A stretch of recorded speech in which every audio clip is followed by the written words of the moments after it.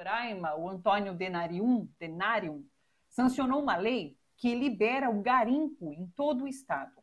Para o Ministério Público de Roraima, essa medida é inconstitucional, porque só a União pode legislar sobre mineração. Esse texto da nova lei estadual permite, inclusive, o uso de mercúrio, que é uma substância que provoca danos à saúde e ao meio ambiente. Em Roraima estão localizados vários territórios Yanomamis. Os indígenas têm sido atingidos por doenças como a Covid-19, isso em decorrência da invasão de garimpeiros. Aqui no Bom para Todos você acompanhou durante a última semana e essa também entrevistas com pessoas que lidam com comunidades indígenas e elas dizem isso, são claras, essa invasão de garimpeiros às terras indígenas proporcionou a entrada do coronavírus da Covid-19 nessas terras. 10 crianças morreram já esse ano com sintomas da doença. 25 outras estavam contaminadas e é uma denúncia que foi feita pelos Yanomamis isso. 1.350 pessoas morreram pela Covid-19 no Brasil em um único dia. Segundo dados do Ministério da Saúde, que foram divulgados na noite desta terça-feira. Há 20 dias consecutivos, o número de mortos fica acima da média de 1.000 por dia. Inclusive, esse número de 1.350 pessoas que morreram é o quarto maior desde o início da pandemia. Você vê esse momento que a gente está vivendo aqui no país. E a vacinação segue devagar, quase parando. Em alguns municípios, simplesmente acabou a vacina. É o caso de Niterói e São Gonçalo, no Rio de Janeiro. Até agora, menos de 2% da população brasileira foi vacinada. O Tribunal Superior Eleitoral arquivou ações que poderiam caçar Jair Bolsonaro e Hamilton Mourão. Os processos que foram apresentados pelo PDT e o Avante pediam que a chapa do capitão e do general fosse caçada por conta do disparo em massa de mensagens mentirosas, as fake news, durante a campanha presidencial de 2018. Por unanimidade, os ministros Luiz Felipe Salomão, Mauro Campbell, Tarcísio Vieira, Sérgio Banhos, Edson Fachin, Alexandre de Moraes e Luiz Roberto Barroso rejeitaram a cassação. E Edson Fachin, ministro do STF, disse que está preocupado com os ataques antidemocráticos à eleição de 2022, ano inclusive em que ele assume a presidência do TSE, do Tribunal Superior Eleitoral. Em entrevista hoje ao jornal Folha de São Paulo, Fachin citou que ele considera indícios da corrupção da democracia no Brasil os seguintes pontos: a remilitarização do governo civil, as intimidações de fechamento dos demais poderes, as declarações assintosas de depreciação do valor do voto, as palavras e ações que atentam contra a liberdade de imprensa, o incentivo às armas e, por consequência, a violência, e a recusa antecipada do estado eleitoral adverso. E aqui numa clara referência às declarações de Jair Bolsonaro, de que não vai aceitar o resultado das eleições no ano que vem, como fez, inclusive, Donald Trump nos Estados Unidos, né? Uma última notícia: por 4 votos a 1, a segunda turma do Supremo Tribunal Federal garantiu o acesso do ex-presidente Lula às mensagens trocadas pelo ex-juiz Sérgio Moro com procuradores da Lava Jato. Procuradores, inclusive, que pediram ao STF o fim desse compartilhamento das conversas com a defesa de Lula. O único voto favorável aos procuradores foi do ministro Edson Fachin. Os ministros Ricardo Lewandowski, Cássio Nunes Marques, Carmen Lúcia e Gilmar Mendes votaram a favor do acesso aos diálogos. O último voto foi o de Gilmar Mendes. Ele foi enfático ao dizer que o conteúdo das mensagens evidenciam um Estado autoritário e que estamos diante do maior escândalo do judiciário da história brasileira. Vamos acompanhar juntos alguns trechos dessa fala de Gilmar Mendes. Seria importante fazer a denúncia logo. O que acham de um eventual indiciamento de Lula pela PF antes da denúncia? Seria notícia. A notícia era muito importante. Este é um dado importante que precisa ser registrado. Tudo isto não se realizaria sem um tipo de cumplicidade da imprensa. É bom que se diga isto. É bom que se diga isto. Este modelo de Estado totalitário que se desenhou teve a complacência da mídia. Os fatos são tão graves que certamente estão repercutindo mundo afora. E os procuradores, doutora Cláudia, decentes como Vossa Excelência, não podem apoiar esse tipo de falcatrua. sob pena de levarem à irrisão mundial a Procuradoria-Geral da República. Porque eu duvido que Vossa Excelência seria capaz de subscrever coisas deste tipo. Duvido que o procurador Aras fosse capaz de fazer isto, mas eu não duvido que o antigo procurador Janot fosse capaz de fazer isto. Ele fez isto por ação e omissão. Ou nós estamos diante de uma obra ficcional fantástica que merece o Nobel de Literatura, ou nós estamos diante de um caso extravagante que este colunista do New York Times tem razão de dizer. É o maior escândalo judicial da história da humanidade. Vamos contextualizar essa citação do ministro Gilmar Mendes sobre a Lava Jato ser o maior escândalo judicial da história. Foi feita por Gaspar Estrada, ele é diretor executivo do Observatório Político da América Latina e do Caribe, da Universidade Sciences, de Estudos Políticos de Paris. E ele disse isso num artigo publicado na terça-feira no jornal The New York Times, dos Estados Unidos. Ele disse assim, olha, a Lava Jato se vendia como a maior operação anticorrupção do mundo, mas se transformou no maior escândalo judicial da história brasileira. Uma outra contextualização, o ministro Gilmar Mendes se refere algumas vezes durante essa fala à doutora Cláudia. Ela é a subprocuradora-geral da República, a Cláudia Sampaio Marques, e ela que fez a defesa dos procuradores da Lava Jato nesse julgamento aí, na segunda turma do STF. Leandro Fortes já está aqui comigo, vamos comentar um pouquinho, vamos começar falando sobre esse voto, inclusive, de Gilmar Mendes. Tudo bem, Leandro? Tudo certo por aí? Tudo certo, tudo ótimo. Fazia tempo que eu não tinha boas notícias, hein? Não é? Vamos comentar essa fala, então, contundente, bastante corajosa de Gilmar Mendes, né? Ele faz uma crítica à imprensa, a gente viu aquele, nesse compacto ali na primeira parte. Inclusive, há notícias de que o Jornal Nacional não deu uma linha dessa fala de Gilmar Mendes, né? Não deu nada do voto de Gilmar Mendes, que foi o mais contundente, foi o mais crítico entre todos os ministros da segunda turma. Pois é, quando o Gilmar Mendes era um agente da mídia, da direita brasileira, ele tinha todo o espaço do mundo na TV Globo. Era todo dia no Jornal Nacional. Quando ele chamava o presidente Lula às falas, né, quando ele tentava intimidar o presidente Lula, a presidenta Dilma, quando ele processava jornalistas de esquerda, eu mesmo já fui processado por ele 3 vezes, quando ele perseguia jornalistas de esquerda, mídia independente, enfim, quando ele era um agente da direita no seu sentido mais amplo, ele tinha todo o espaço do mundo. Mas, felizmente, o Gilmar Mendes deu um cavalo de pau na sua consciência e percebeu que apoiar a Lava Jato, que deixar a Lava Jato ser o que ela era, na verdade, um contrassenso, né? Uma contradição muito profunda à própria atividade de juiz. E ele, então, se tornou uma voz muito corajosa, é verdade, você usou bem o termo, uma voz muito corajosa e uma voz muito racional, e não é de agora, desde sempre, em relação à Lava Jato. E esse voto dele ontem, na segunda turma do STF, Thalita, é o seguinte, ele só não enterrou a Lava Jato, ele cuspiu no cadáver. Ele cuspiu no túmulo da Lava Jato.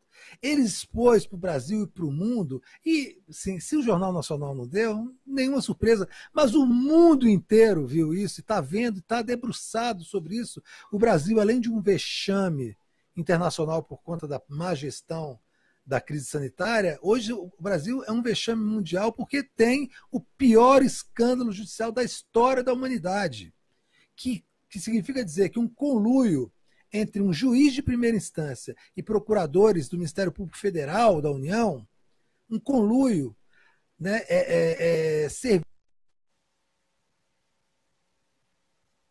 Travou, Leandro Fortes travou. É um pouco normal a gente ter probleminhas de conexão com o Leandro aqui, né? Mas ele costuma voltar rapidinho também, a não ser que ele esteja falando sozinho e não percebeu que travou. Mas acho que ele deve ter percebido, sim. Daqui a pouquinho a gente volta com o Leandro Fortes, vamos continuar falando sobre essa decisão da segunda turma do STF. Ele que falava sobre esse voto de Gilmar Mendes, que foi corajoso, foi bastante enfático ao destruir, nas críticas que faz ao que foi a Operação Lava Jato. E agora o mundo fica sabendo o que foi essa operação. Tanto o New York Times quanto outros jornais pelo mundo já tinham revelado, desde a Vaza Jato, já tinham revelado o que foi essa operação e como esse juiz de primeira instância agiu para tirar do pleito ali o principal colocado, no caso, o ex-presidente Lula durante as eleições. Daqui a pouco a gente volta com o Leandro Fortes. Tem muita coisa ainda que eu quero falar com ele. Ele falou bastante sobre Gilmar Mendes. Quero falar também sobre Edson Fachin, que foi o único ministro que, inclusive, votou pela não liberação dessas mensagens para o ex-presidente Lula. Vou tentar entender. Lembrando que Fachin, inclusive, é citado nas mensagens reveladas pela Vaza Jato. Deltan Dallagnol e os procuradores comemoram, né, a Raul, o Fachin é nosso. Então, vamos tentar entender o porquê de Fachin votar dessa maneira também nesse caso, já que todos os outros ministros, pelo menos os 4 dessa segunda turma, votaram favoráveis ao compartilhamento de mensagens. Oi, Leandro, acho que o Leandro voltou. Eu estou aqui conversando um pouquinho com o público, retomando o que você falou, mas vamos lá. Então é isso, esse conluio entre procuradores e um juiz se mostrou um ato criminoso em si. O Brasil está estupefato com essa história, mas enfim, a gente sabia que era isso. Desde o vazamento da Vaza Jato, Intercept, já se tinha noção clara de que havia um conluio e que o juiz Sérgio Moro é um juiz parcial. Então não há como o STF fugir agora de anular todas as sentenças de Sérgio Moro. Não é só do Lula. Todas as sentenças, ele combinava com os promotores, com os acusadores, o que ia ser feito durante o processo judicial. Isso acaba com a carreira dele como juiz, né? Termina de enterrá-la.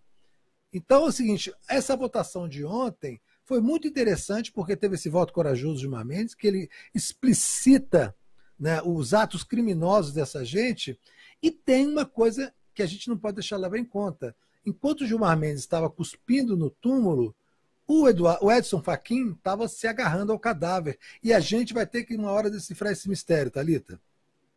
Por que o ministro Edson Fachin, apesar de todas as evidências, continua se abraçando ao cadáver da Lava Jato? Por que ele quer se afogar junto com a Lava Jato? Essa entrevista que você citou na Folha de São Paulo é uma das piores entrevistas do ponto de vista jornalístico que eu já vi na minha vida.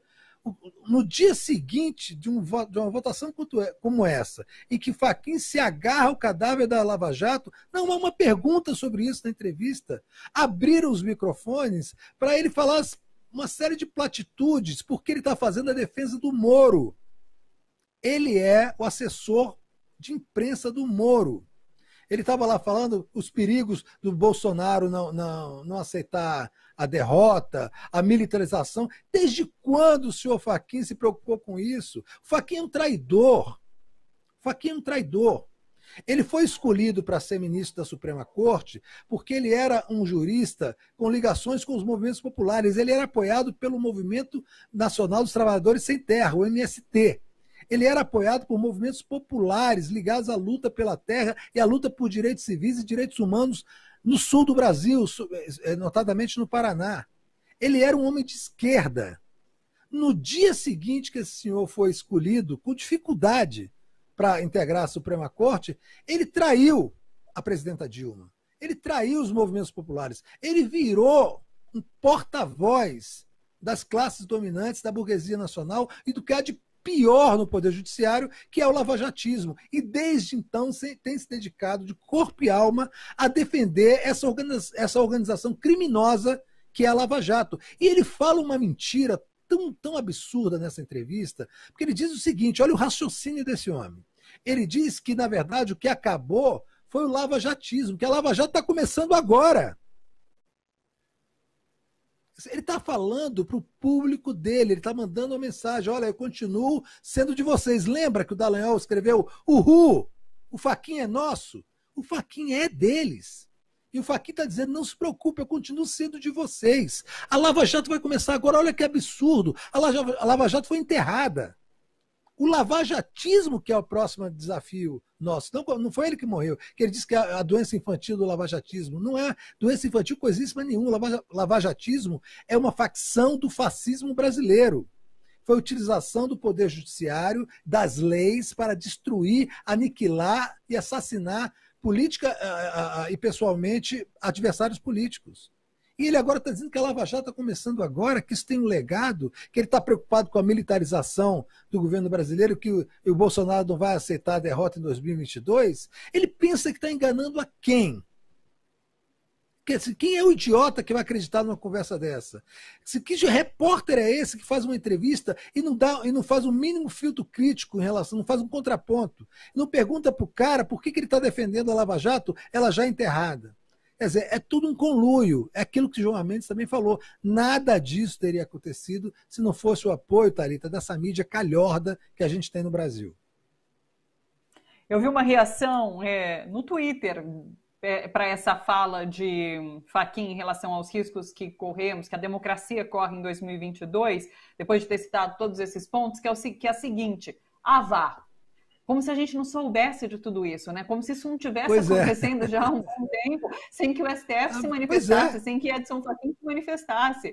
Então não é nada novo que ele está colocando. E ele teria poder de fazer algo diferente. Por exemplo, nessa cassação de chapa, né? Em relação ao TSE em 2018, mas enfim, eles resolveram arquivar esses dois processos. Só para finalizar, eu queria que você falasse sobre a figura de Sérgio Moro, porque inclusive ontem Sérgio Moro deu uma palestra, né, uma imagem que rodou nas redes, que colocaram ali uma pergunta para ele, fale das mensagens da Vaza Jato enquanto ele estava palestrando, ele ficou com aquela cara enfim, de pato de sempre, e sem saber o que fazer, sem saber como se manifestar, mas é o fim dele, né, é mais uma pedra que jogam ali no túmulo de Moro, porque não há saída. Ora, Thalita, o marco inicial da Lava Jato é uma foto, é uma fotografia. A entrega do prêmio Faz Diferença do jornal o Globo, que foi dado, tem essa foto, do lado tem o Ascânio Seleme, que era o diretor de redação do Globo, jornalista, do outro lado tem João Roberto Marinho, né, que é um dos filhos do Roberto Marinho, que faz ninguém sabe exatamente o quê. E no centro dessa foto é aquele jeca enfiado num smoking alugado, com uma camisa preta, com uma cara de paspalho, com aquela boquinha sem lábios assim, e com aquela cabeça esquisita, segurando um troféu que parece uma pilha de panquecas. Não sei se você já reparou que assim, o quadro todo é extremamente cafona e que nos jogou, assim, a partir dali também, numa crise estética em relação à política brasileira. Então esse jeca, esse sujeito despreparado, que se mostrou mais tarde um semi-analfabeto, né? Um assassino do vocábulo, né? Um assassino do vernáculo, e despreparado do ponto de vista judicial, assim, é um consenso entre juristas e advogados que ele é um sujeito completamente despreparado do ponto de vista do estudo do direito, um ignorante, um jeca total, né? Um deslumbrado, que foi escolhido por todas essas razões, para ser o operador de uma destruição do Estado Nacional por ordem dos Estados Unidos. Hoje se sabe, pelos vazamentos desses arquivos, que havia um conluio da Lava Jato, Sérgio Moro e os procuradores, com a CIA, com o FBI, o Departamento de Justiça e o Departamento de Estado dos Estados Unidos. Então esses caras destruíram o país. Esse Sérgio Moro destruiu a economia brasileira, a indústria naval, a indústria de base, a indústria de construção civil, a indústria petrolífera, destruiu o país. E elegeu um fascista, um demente, e se tornou ministro da Justiça desse cara, pensando o seguinte, em ser ministro do STF e ser depois candidato a presidente da República. Não vai ser nada. Sabe por quê? Porque esse cara é um merda. Sérgio Moro é um merda. E virou merda em pó agora. Ninguém dá a mínima mais para esse cara. Esse evento que ele participou da Universidade Mackenzie, Thalita, um evento patético, como o próprio homenageado, né? Acabou que ele virou outra piada, porque uma pessoa colocou lá uma plaquinha, fala das mensagens da Vaza Jato, Sérgio Moro, e fotografou e deixou como perfil, não tinha nem como tirar, passou todo o tempo com uma cara de bunda de marreco seco, olhando para aquilo, né, e ninguém prestando mais atenção nele. É uma piada internacional. Agora, não pode ser só uma piada. Nem ele, nem Deltan Dallagnol, nem os quadrilheiros da República de Curitiba. Esses caras têm que ser processados criminalmente, têm que ser punidos, têm que ser presos, têm que ficar em cana. O Deltan Dallagnol tem que ser demitido a bem do serviço público. Eles cometeram vários crimes, além da quebra de Constituição, do conluio. Eles são traidores do Brasil, traidores da pátria. Eles entregaram documentos sigilosos da justiça brasileira para agentes estrangeiros. Isso está previsto, inclusive, na Lei de Segurança Nacional, que foi criada em 1983 para criminalizar agentes públicos brasileiros que conversassem com países socialistas, com a União Soviética, com Cuba, enfim, com a Coreia do Norte. Só que a lei está aí até hoje, e ela prevê o processo e a prisão e a condenação desses canalhas que fazem isso com agentes estrangeiros dentro do Brasil. E por que não se coloca? É porque é o seguinte, a gente tem que desinstrumentalizar, né, o Poder Judiciário, que está ainda na mão desses canalhas, que apoiam ainda integralmente as ações da Lava Jato, e começar a prender esses caras. Porque o Glauber Braga disse uma vez, do pessoal do Rio de Janeiro, disse uma vez muito claramente lá, numa sessão que estava o Sérgio Moro: você é um juiz ladrão. E ele ficou com cara de bunda. E continua com essa cara de bunda até hoje.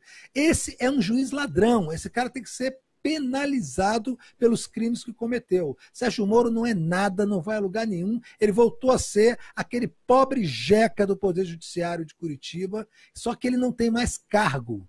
Ele não tem cargo, ele não tem credibilidade, ele não tem futuro, né? Ele deve ter o apoio ainda de um ou outro desses pilantras que financiaram a Lava Jato, mas isso também vai acabar acabando, porque ele está virando um leproso. As pessoas vão parar de se aproximar desse cara. Esse era o herói nacional que a mídia elegeu para destruir o PT, e a classe média nossa, iletrada, reacionária e imbecilizada por essa mídia, deu todo o apoio possível. Leandro, deixa eu ler uns comentários aqui. Olha, a Grace Moura falou: ei, Leandro, Gilmar ontem votou com um fígado, né? Risos. O Hélio Cupertino falou: não há mal que dure para sempre, né? Quem sabe o Fachin se redime como Gilmar. Você e o Leandro ainda não deram aquela risada gostosa hoje. Quero rir junto, abraços. E daí o Raimundo Barros falou: merda em pó, essa foi boa. Eu ri muito, Hélio. Na verdade, às vezes eu fico fora do ar, eu fico até chorando, segurando aqui a risada. Meu olho enche de lágrimas com o Leandro Fortes. É sempre assim. Leandro, muito obrigada. A gente volta a se falar nessa semana, se tudo der certo. Beijão para você. Obrigado, Thalita. Um beijo grande. Tchau, tchau.